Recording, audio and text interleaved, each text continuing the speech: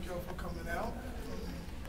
First, with a show of hands, how many of you guys know who Dr. Seuss is?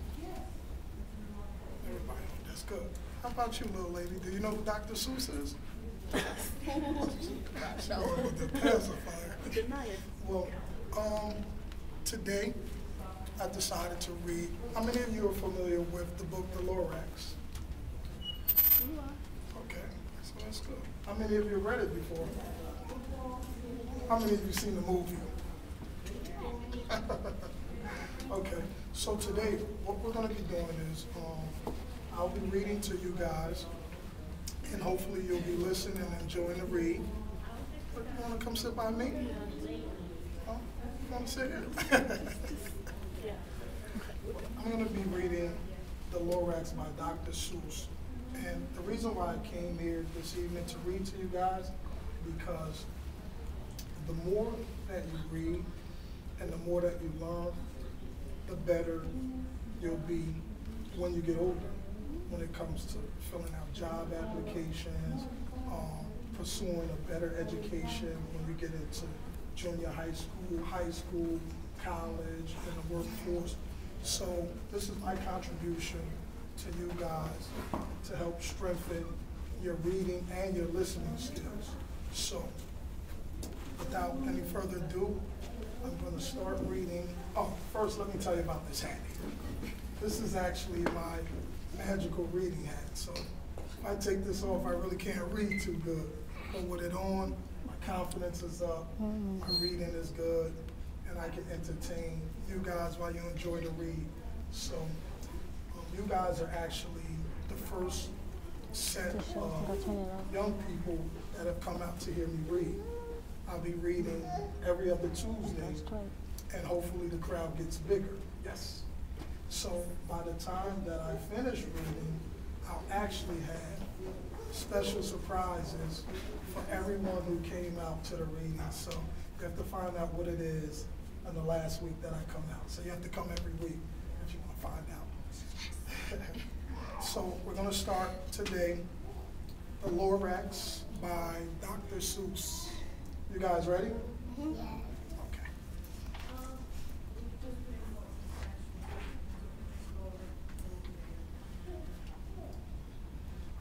The Street of the Lifted Lorax.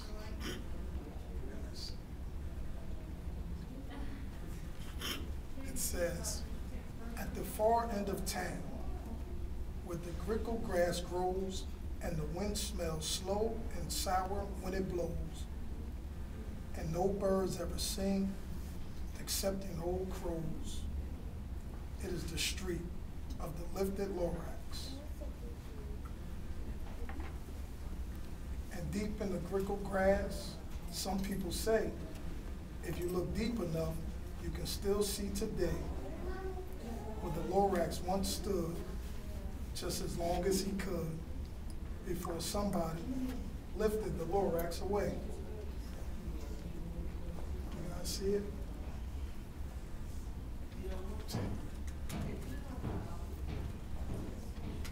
What was the Lorax?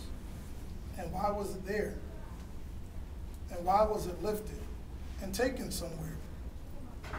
From the far end of town where the grickle grass grows, the old Onceler still lives here. Ask him. He knows.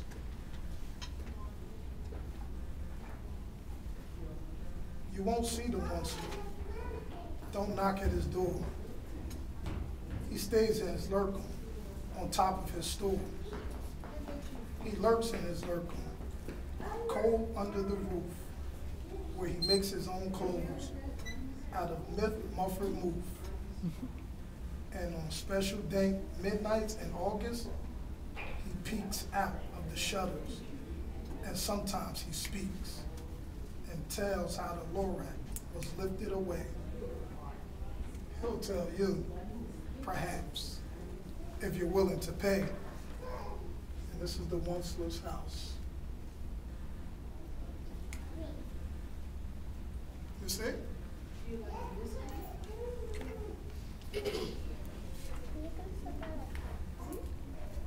On the end of the rope, he lets down a tin pail and you have to toss in 15 cents and a nail, and the shell of a great, great, great grandfather snail.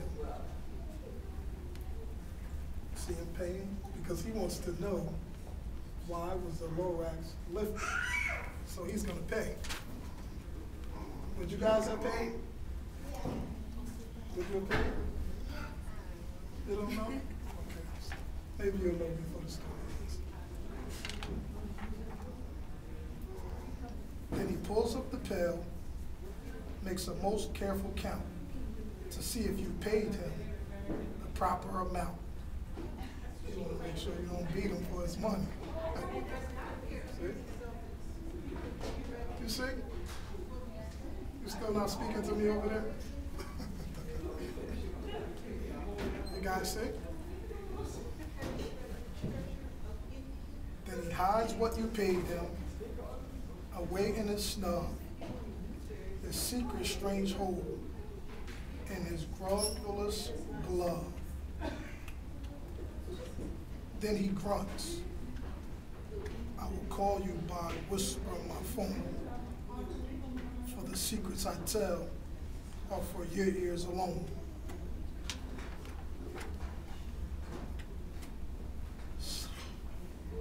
Down slips the whisper of my phone to your ear, and the old once-ler whispers are not very clear,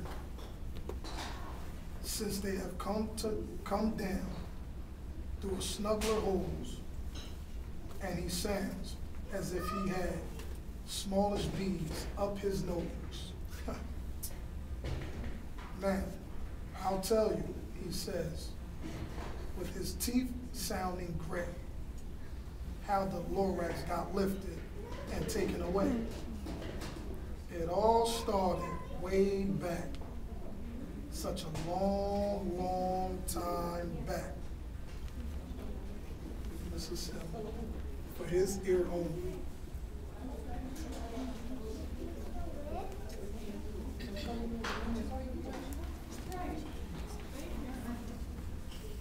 Way back in the days when the grass was still green and the pond was still wet and the clouds were still clean and the song of the swoony swans rang out in space, one morning I came to this glorious place. See how pretty this place looks?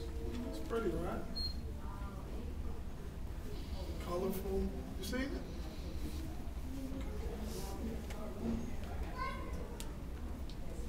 I first saw the trees, the truffle trees, the bright colored tufts of the truffle trees, mile after mile in the fresh morning breeze. And under the trees, I saw brown barbaloots frisking about in their barbaloot suits as they played in the shade and ate truffle of fruits. You guys see the barbaloots, the truffle of fruits? That's a tongue twister right there.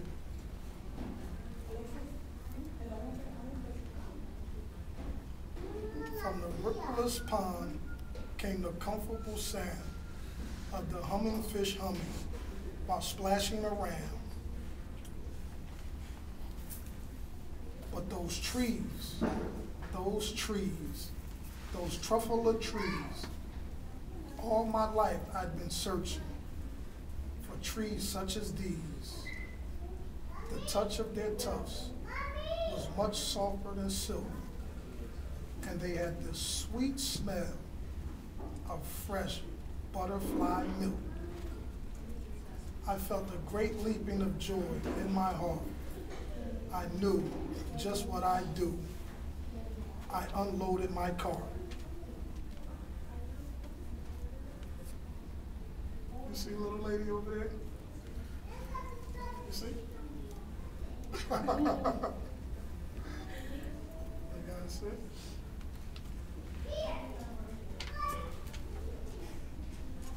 In no time at all, I had built a small shop Then I chopped down a truffle tree with one chop. And with great skillful skill and with great speedy speed, I took the salt tuft and I knitted a knee. See the tree being chopped down? I know you see it over there. You're just not going to tell me.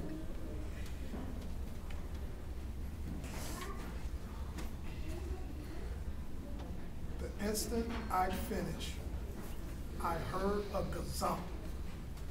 I looked, I saw something pop up out of a stump. Of the tree I chopped down. It was sort of a man. Describe him? That's hard. I don't know if I can. Let's see.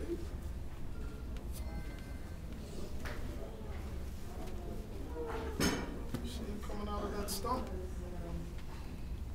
Was the movie like this? I gotta see the movie. He was shortish and oldish and brownish and mossy. And he spoke with a voice that was sharpish and bossy. Mister, he said, with a sawdusty sneer, I am Lorax. I speak for the trees. I speak for the trees have no tongues. And I'm asking you, sir, at the top of my lungs. He was very upset as he shouted and puffed. What's that thing you've made out of my truffle of tuft? I wanted to know, what did he do with his truffle of tuft? What do you think he did? He made a coat. That's what it looks like to me. Pajamas? What It's is like it? a hat mixed with like clothes and a scarf and things. Like you could do many things with it. Oh, so it's kind of like a what's that commercial? Like a Snuggie?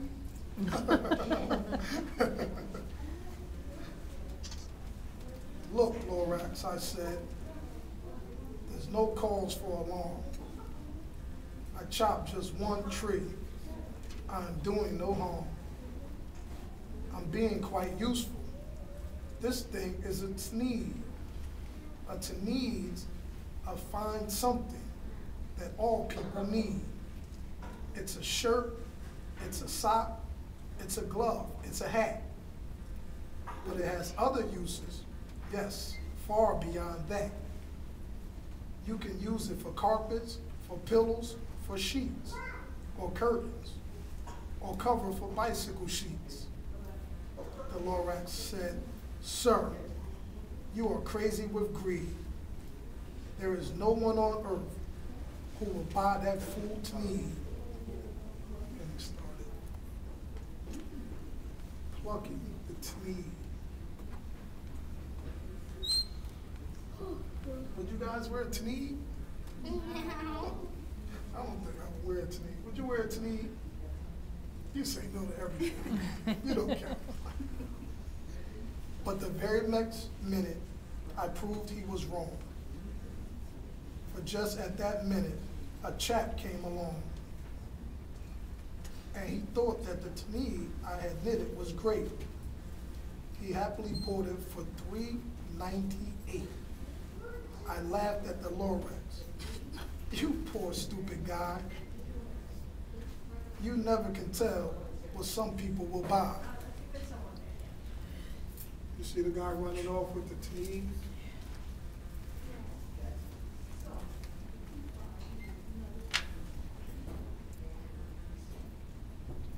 I repeat, cried the Lorax, I speak for the trees. I told him, shut up if you please. That wasn't nice, right? That wasn't nice. Tell someone to shut up. Maybe be quiet, but not shut up. I rushed across the room, and in no time at all, built a radio phone. I put in a quick call. I called all my brothers and uncles and aunts and I said, listen here. Here's a wonderful chance for the whole Onceler family to get mighty rich. Get over here fast. Take the road to North Niche. Turn left on Weehawken. Sharp right at South Stitch. She's busy on the phone.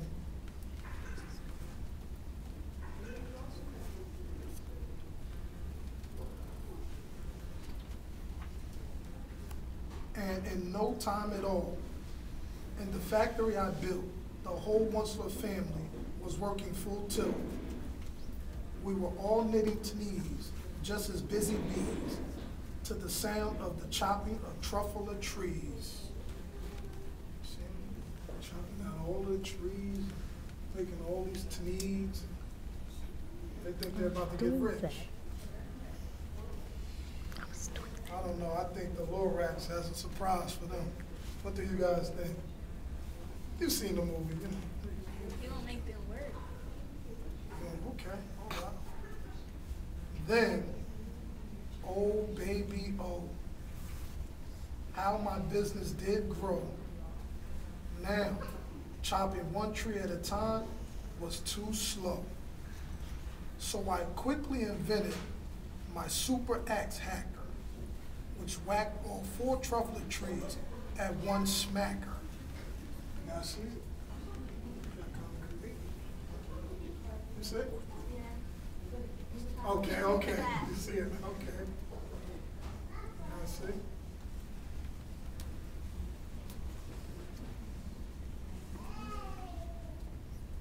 We were making knees 4 times as fast as before, and that Lorax, he didn't show up anymore. But the next week he knocked on my new office door. He snapped, I'm the Lorax who speaks for the trees, which you seem to be chopping as fast as you please. But I'm also in charge of the brown Barbaloo boots who played in the shade in their Barbaloo suits and happily lived eating truffle of fruits. Now, thanks to your hacking my trees to the ground, there's not enough truffle of fruit to go around. And my poor Barbaloos are all getting in the crummies because they have gas and no food in their tummies. You see the Barbaloo? Everybody's looking sick, hungry, weak. That's why you guys gotta eat your vegetables. Keep strong. They love living here, but I can't let them stay. They have to find food, and I hope that they may. Good luck, boys, he cried, and he sent them away.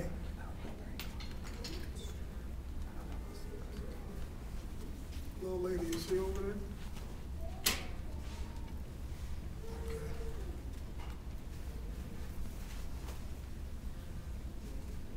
I, the Onceler, felt sad as I watched them all go. But business is business, and business must grow, regardless of crummies and tummies, you know. I meant no harm. I most truly did not. But I had to grow bigger, so bigger I got. I biggered my factory. I biggered my roads.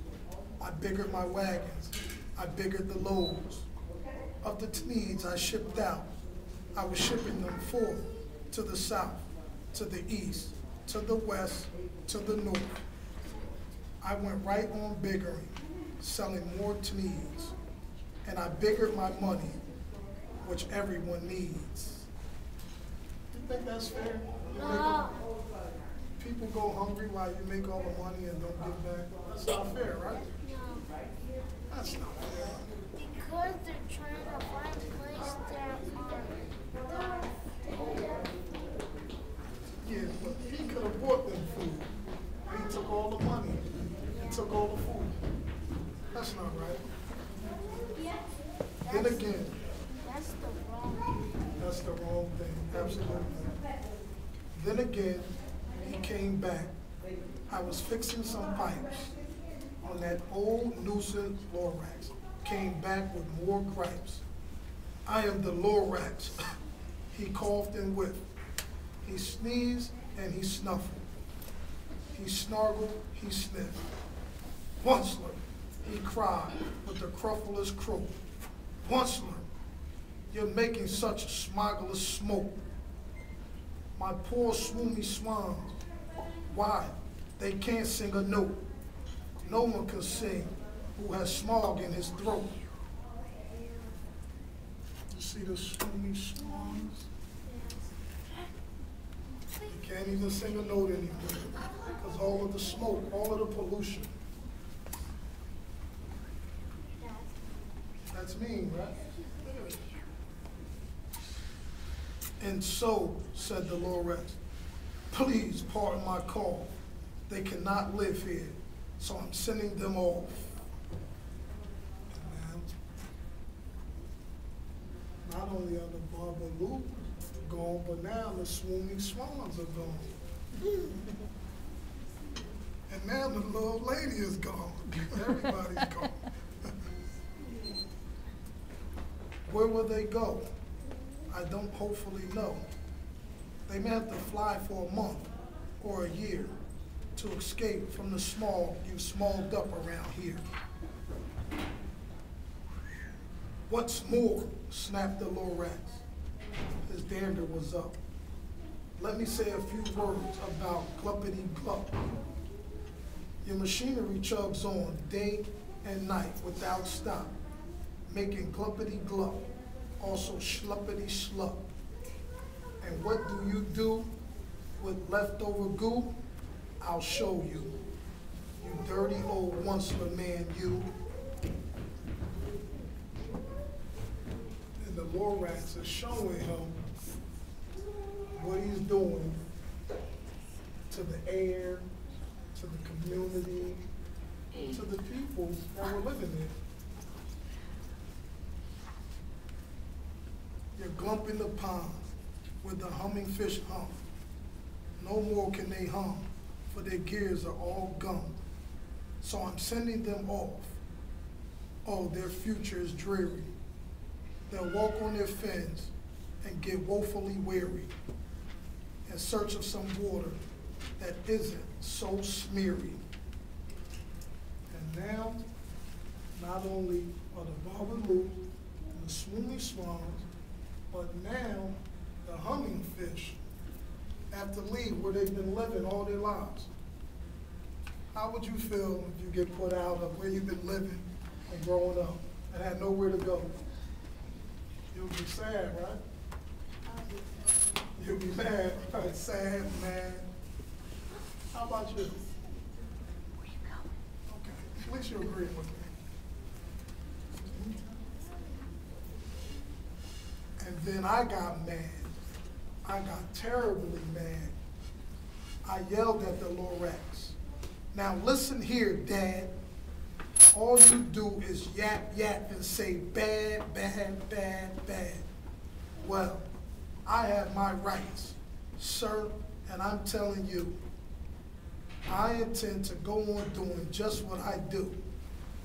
And for your information, you Lorax, I'm figuring on biggering and biggering and biggering and biggering, turning more trufflet trees into needs, which everyone needs. And that's some yelling at the little Lorax.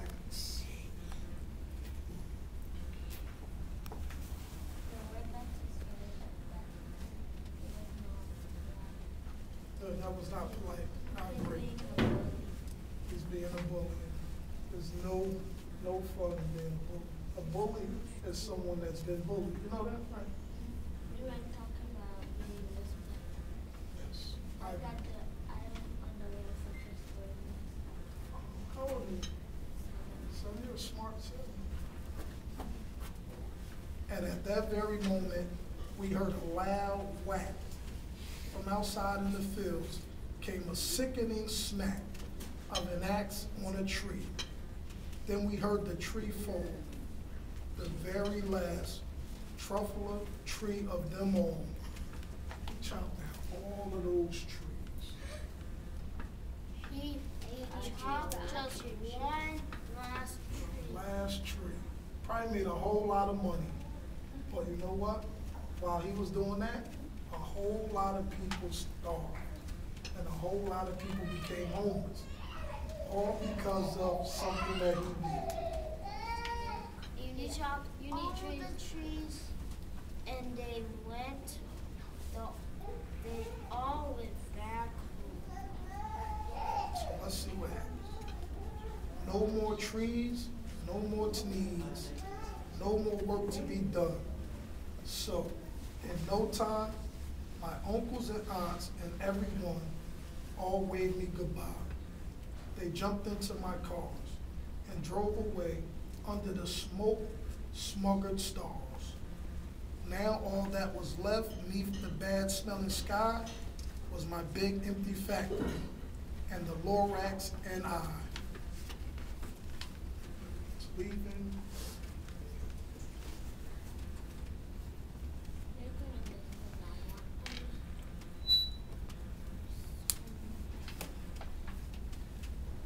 The Lorax said nothing, just gave me a glance, just gave me a very sad backward glance as he lifted himself by the seat of his pants.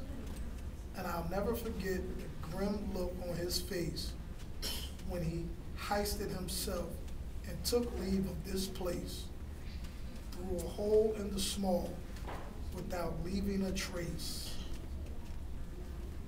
Lorax, there's no reason for him to be there anymore. God didn't listen to him. Tried to tell him. He wouldn't listen.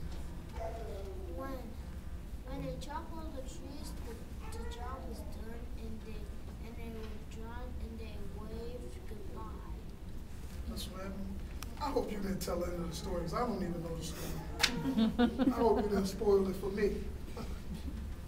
And all that the Lord left here in this mess was a small pile of rocks with the one word, unless. Whatever that meant. Well, I just couldn't guess. That was long, long ago. But each day since that day, I've sat here and worried away. Through the years, while my buildings have fallen apart, I've worried about it with all of my heart. You think that he was starting to feel bad about what he did? Yes. Right? That's what I'm thinking. He should, right? But now, says the onceler, now that you're here, the word of the Lorax seems perfectly clear. Unless someone like you cares a whole awful lot, nothing is going to get better. It's not. So, catch, calls the onceler. He lets something fall. It's a truffler seed. It's the last one of all. You're in charge of the last of the truffler seeds, and truffler trees are what everyone needs. Plant a new truffler, treat it with care, give it clean water, and feed it fresh air. Grow a forest, protect it from axes that hack. Then the Lorax and all of his friends may come back. The end. That was good, right? I like that. What a sad story. No, actually had a positive ending. The guy was mean, did bad things, and then learned from his mistakes, and now he wanted to do better, right? That was a good story. You guys enjoyed it? Yes. I enjoyed it too. Thank you for listening. You guys, I'll see you guys 2 Tuesdays from now, right? If I'm gonna see you 2 Tuesdays, let me hear you make some noise. I'm gonna see you 2 Tuesdays from now? Yes. I need more noise than that. You don't know? We cannot scream in the loud. No, don't scream. That was smart. Thank you, guys. Enjoy the rest of your day. Just in case you want to put distribution flyer on your refrigerator, I do have some copies here. Would you like to put it on your refrigerator so you remember? You want to put it on your refrigerator? I'm going right through here because I have more.